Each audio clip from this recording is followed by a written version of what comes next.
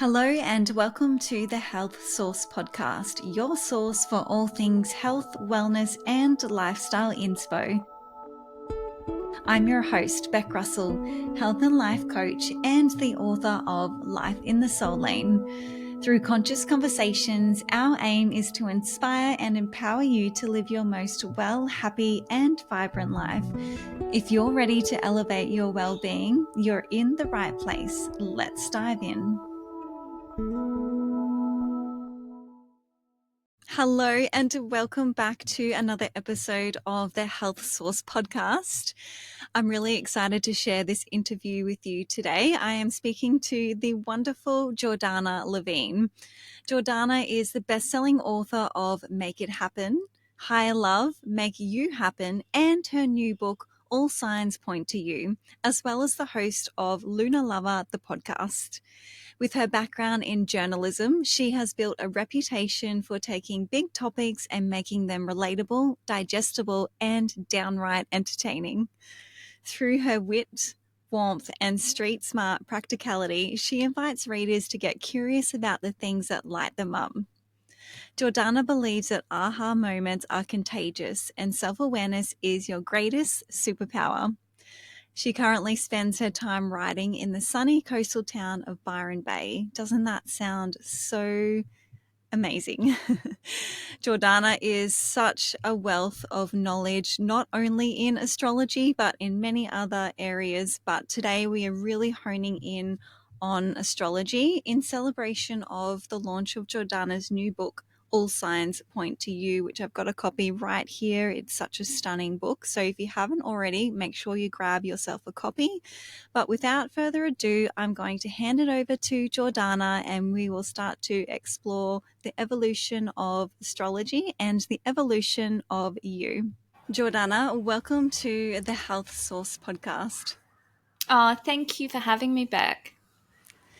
Before we dive into all things astrology today, Jord, I just wanted to, just because this is a health-based podcast, I wanted to ask you, what are your top 3 practices, routines, rituals that you do to keep yourself really happy and healthy in your life?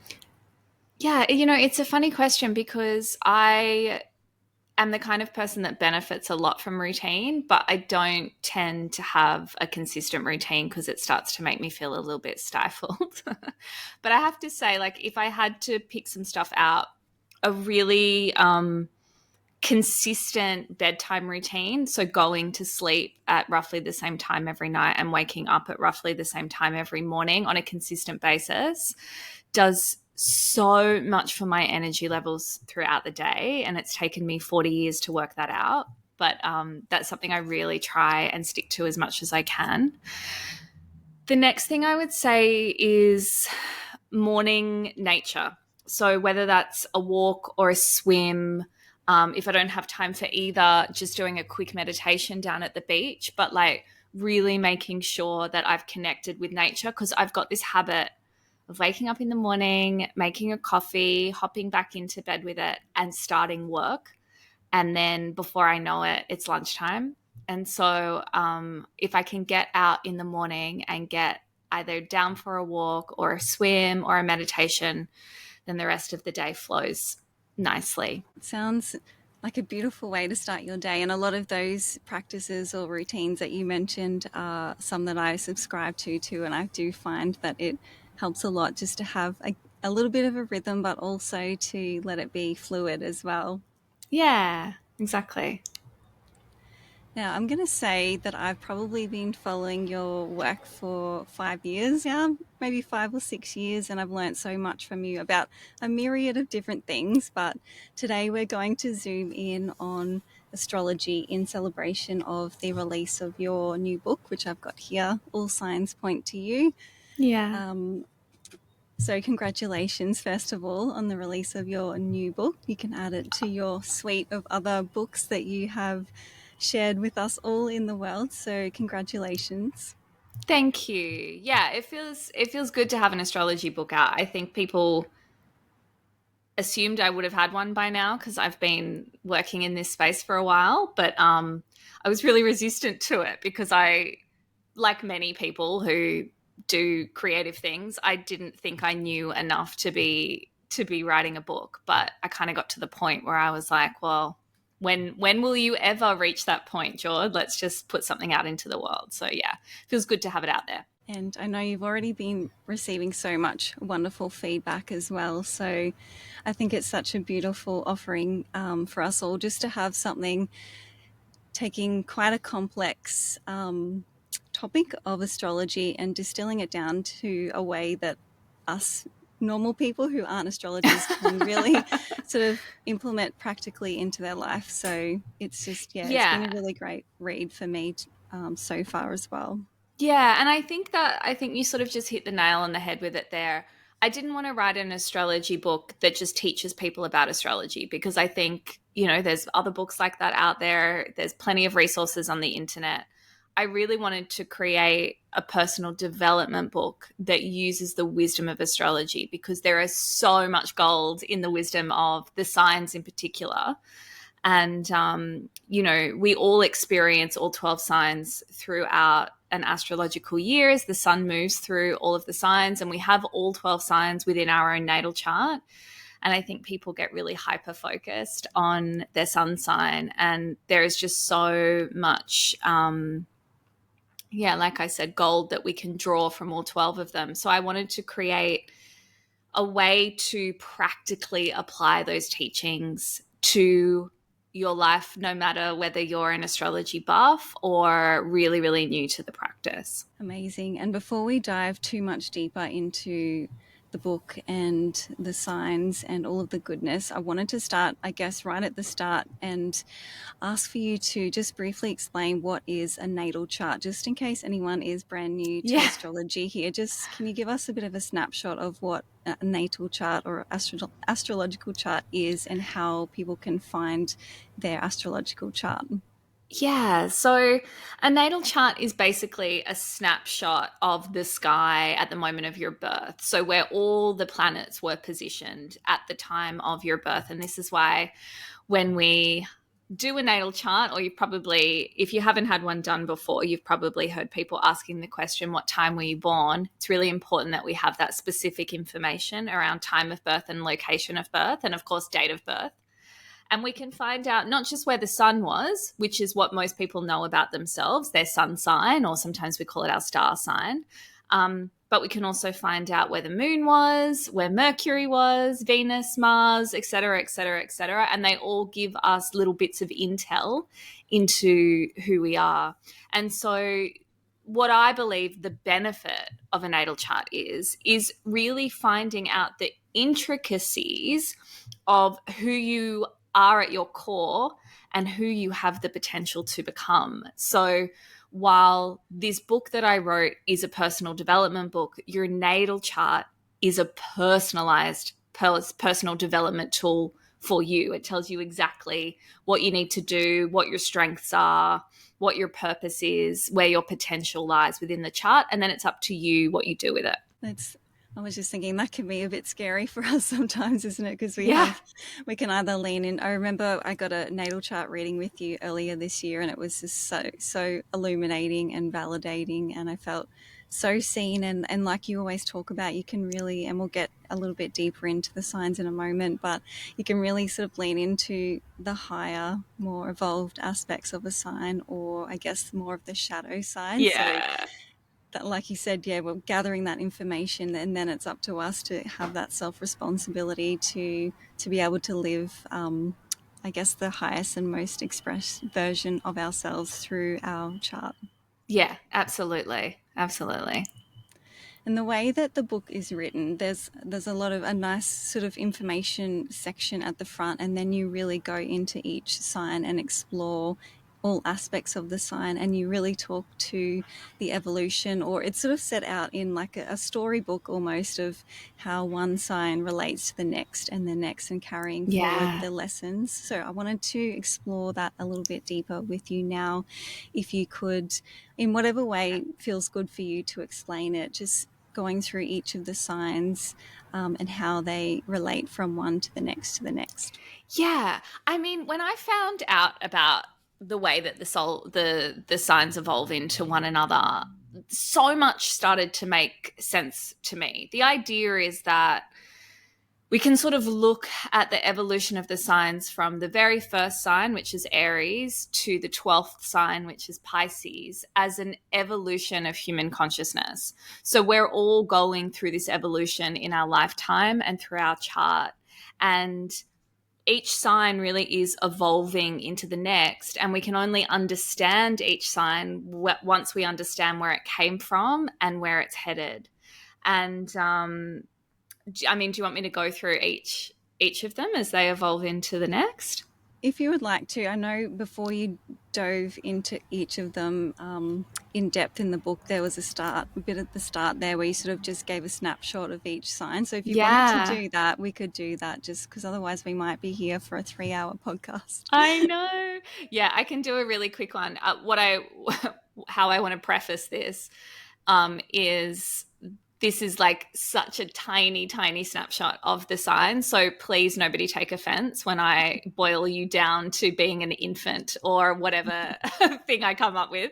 But basically, the way that we look at it is we start with Aries. Oh, before I get into it, the whole idea with the 12 signs is they just keep evolving, they keep cycling. So when you get to that final sign of Pisces, you come back through Aries again and just keep going, right? In the next life and the life after that and the life after that.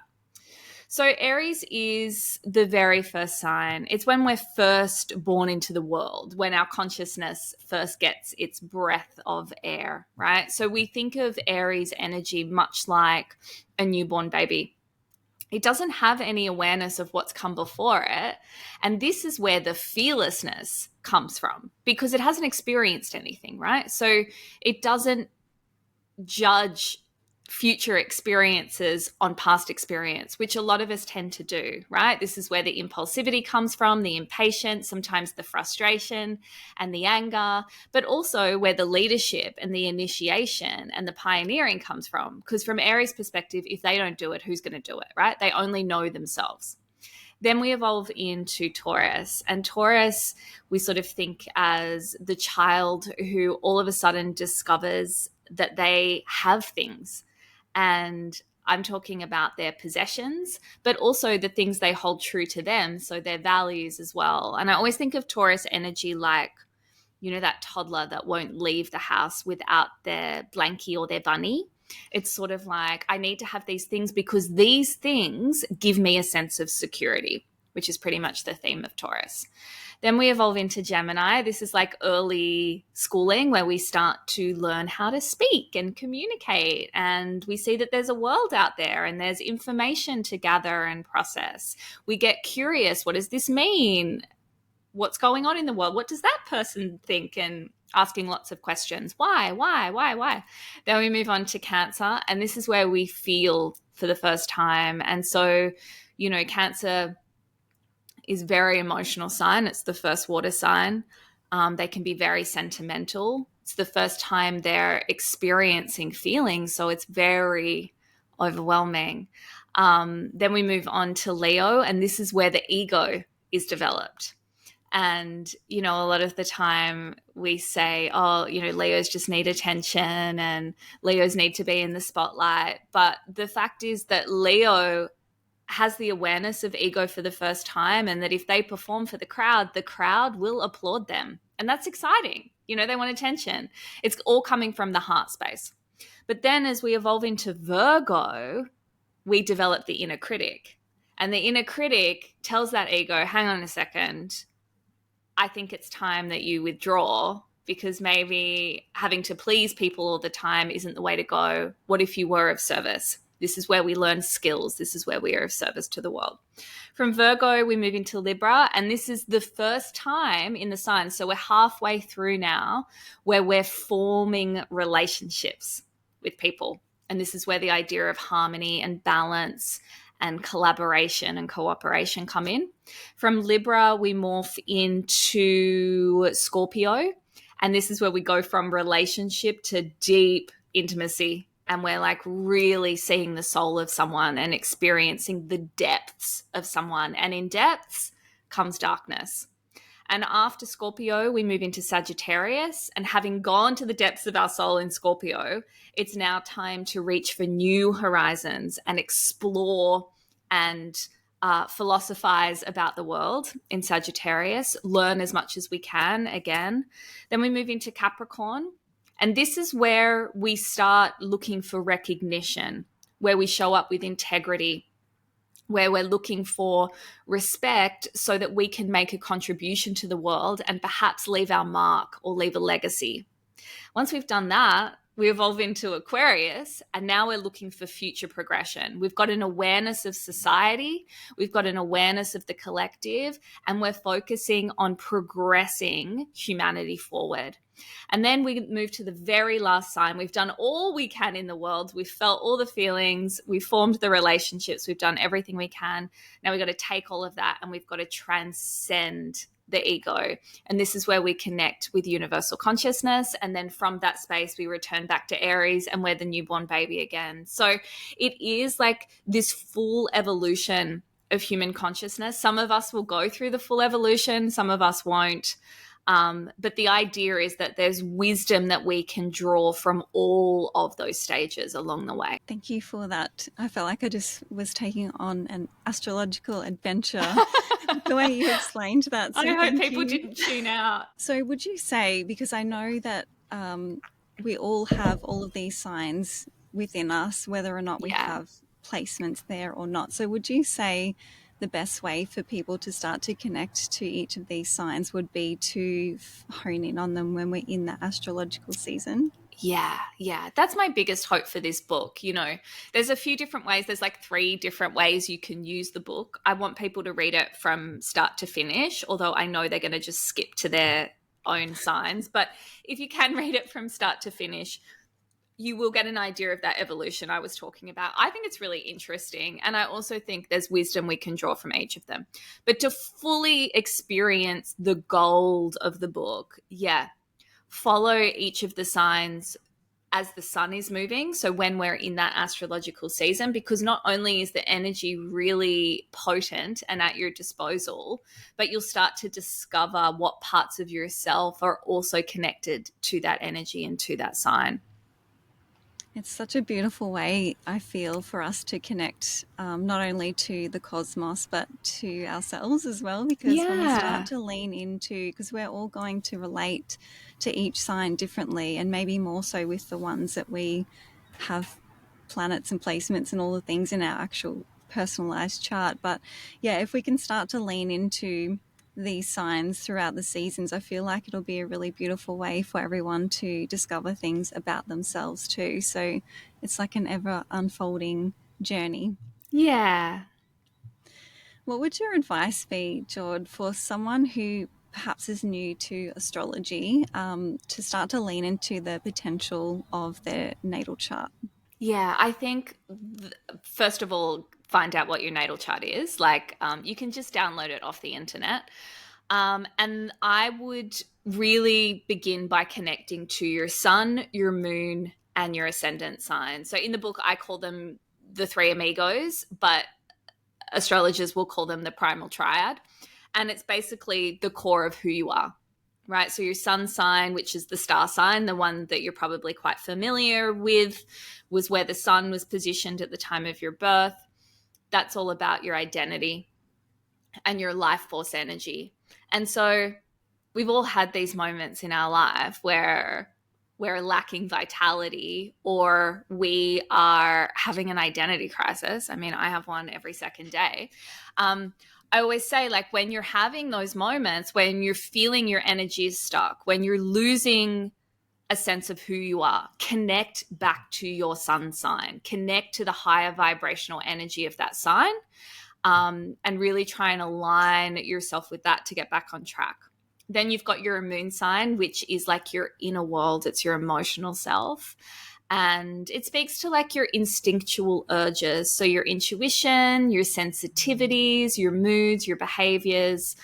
And connecting with your moon sign, I think, is also really important. For some people who perhaps weren't allowed to express their emotions or explore their emotions, or were never taught how to process their emotions, they can be really disconnected from their moon.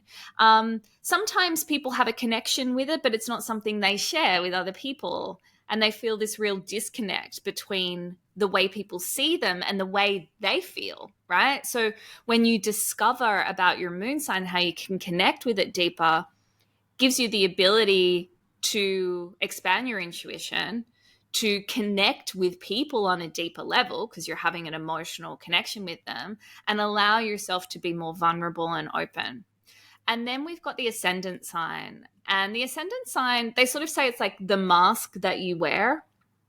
But the way I sort of see it is it's the way people see you and the way you've chosen to be seen by others. It's sort of like the way you take your entire natal chart and express it out into the world. You express it out through that ascendant sign. It's if you're going to read a horoscope, I don't recommend that you do because they're just creative writing exercises. But if you are, you're better off reading your ascendant sign's horoscope than maybe your sun sign because it's the most accurate thing in the chart in terms of the timing of it, right? So a lot of the time people might feel, again, disconnected from their ascendant. Now, there's so many differing factors. I go into it in the book. If you don't relate to your sun or your moon or your ascendant, there's so many reasons why. It could be that another planet is aspecting it. It could be the house that it's in, not for the ascendant, but for the sun and the moon. It could just be that you've never been taught the qualities of it, or those qualities were not something, like I said before, that you were allowed to explore when you were younger. So there's a real disconnect there. But yeah, understanding that primal triad really gives you a blueprint for the core of who you are. And from that place, you can learn so much about yourself. It's an incredible exercise in self-awareness. I was just thinking as you were speaking then, and I know that a lot of your work is based around this concept of self-awareness. So I feel like having this astrological, I guess, knowledge in your back pocket is going to help you to start to really cultivate even more self-awareness, even if you feel like you're quite a self-aware person. But just Yeah. getting to know yourself a little bit deeper through the cosmos is such a beautiful gift that people can give to themselves. Yeah, absolutely. And so, if people are already familiar with their sun, moon, and rising, would you? I guess the best place would be, if it's accessible for people, would be to have a natal chart reading, isn't it? Because then you can sort of go into a few more of the planets and have someone interpret objectively your chart, and then you can sort Yeah. of go back and forth and see if things resonate with you, or just start to sort of excavate a little bit.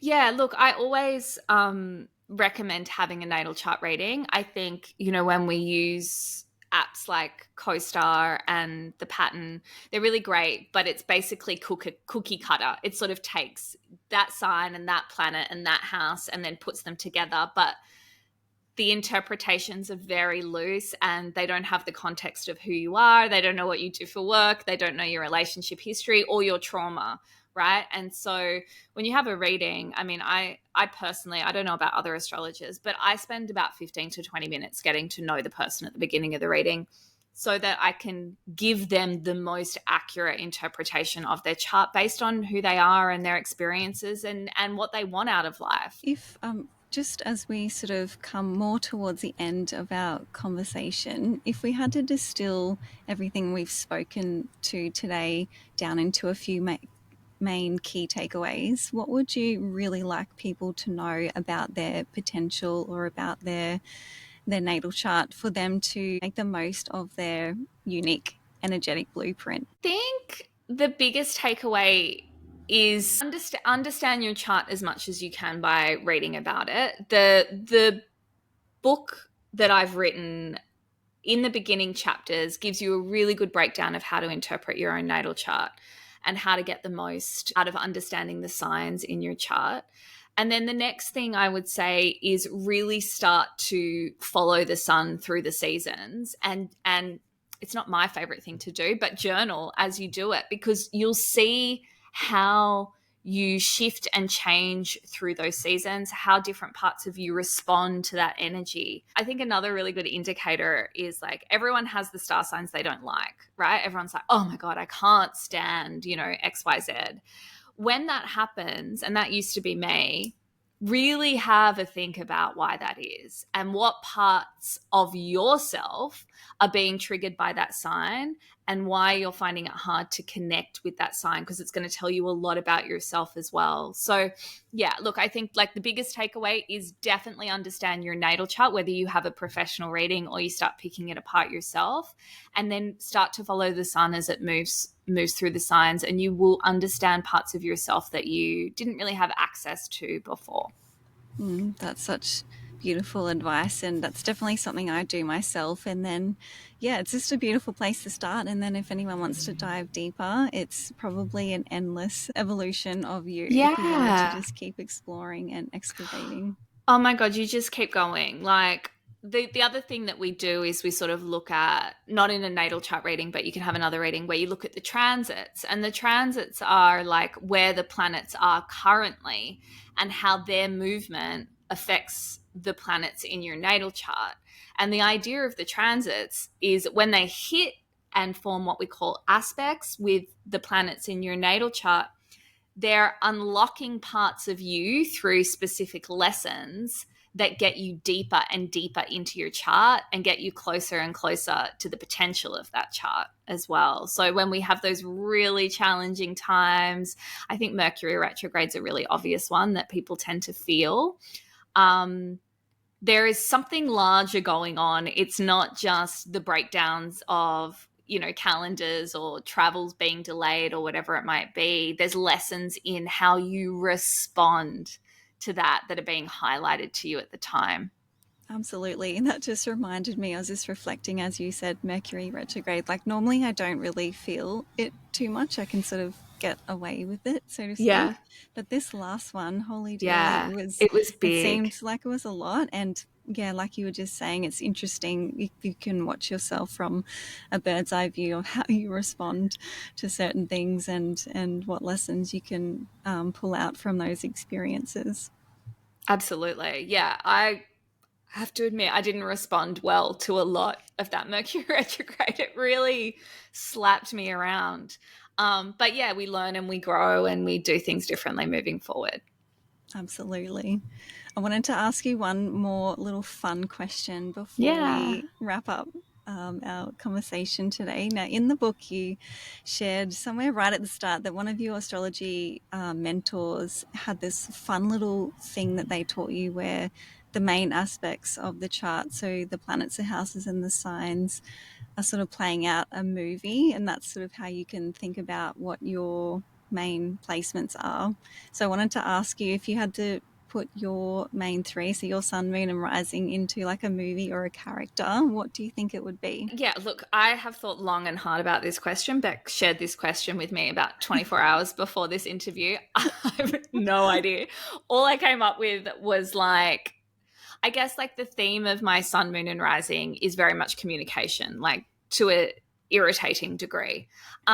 So I think like it would be a TED talk. If I'm being honest, it would be a TED talk. Maybe you like the person on stage, maybe you don't. It depends on what mood you're in, I guess. But there's just a lot of talking at you all the time. That's my sun, moon, and rising. Well, hey, we all love a good TED talk, so that is Yeah. nothing to be concerned about. So thank you for answering my fun, quirky question. No, that was fun. I liked it.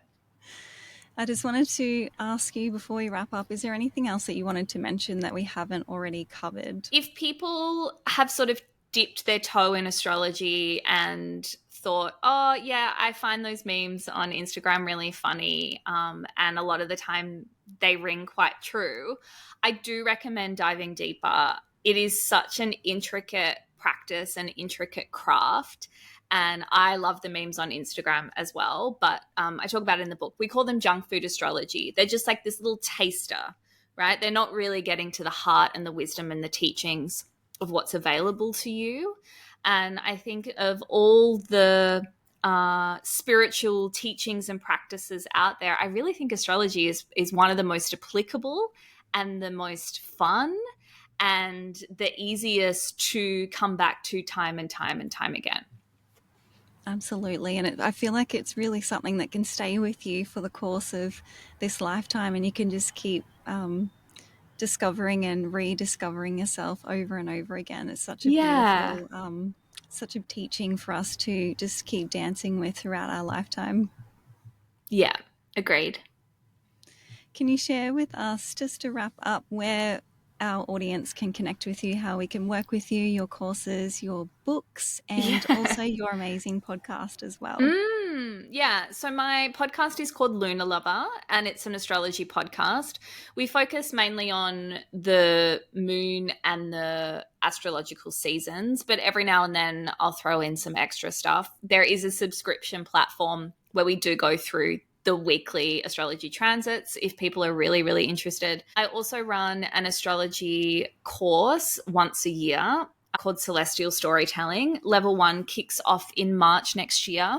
And that teaches you in depth how to read a natal chart. You can read for yourself and your friends. And then if you join me for level 2, by the end of level 2, you'll be able to read professionally as an astrologer as well. The early bird for that kicks off in November. So if you are keen to join me next year for that, I do recommend hopping on my website, jordanalevin.com, and there's like a little wait list that you can subscribe to there, and you guys will be the first to know.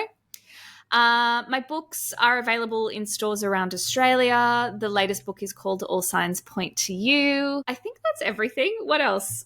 I think that's all the things. Instagram at Jordanna Levin, and also at Luna_lover. And can everyone still book in for a natal chart reading with you as well? Yeah. You can. There is a bit of a wait, but do book yourself in, because that period you never catch up. It never Yeah. catches up. So I think November's the next availability. If you are keen, definitely book yourself in for November, because by November it'll be January, and then so on and so forth. Beautiful. Thank you so much, Jordana, for so much insight, so much wisdom, so much depth to astrology, plus all of the other things that you do. But we're just focusing in on astrology for today. So thank you so much for sharing all of your wisdom with myself and with our listeners. And Love it. Thank you. Thanks for having me. I hope you enjoyed this beautiful exploration of astrology as much as I did. It really does feel like such a beautiful tool and such a beautiful modality for us to move alongside with throughout our whole life, just to really help us to understand ourselves a little bit better, and also to help us to understand and connect with the cosmos. So if you haven't already started to explore astrology, maybe use this as a beautiful invitation for you to get curious about your own cosmic blueprint. A good place for you to start is to grab a copy of Jordana's book, All Signs Point to You. It's available everywhere that you can buy books. Jordana also has 3 other books as well, so you might like to check those out as well. Make sure you go over and connect with Jordana on Instagram. The Lunar Lover Instagram is at Luna_lover, or you can follow Jordana at Jordanna Levin. Also come and let me know over on Instagram as well at Bec Russell _ what you loved about this episode. You can check out Jordana's website as well for all things astrology, natal chart readings, her course Celestial Stories at www.jordanalevine. And that's it for another episode of the Health Source podcast. I hope you enjoy the rest of your day. I'll be back in your ears again next week. And until then, take really good care of yourself, and I'll chat to you again soon.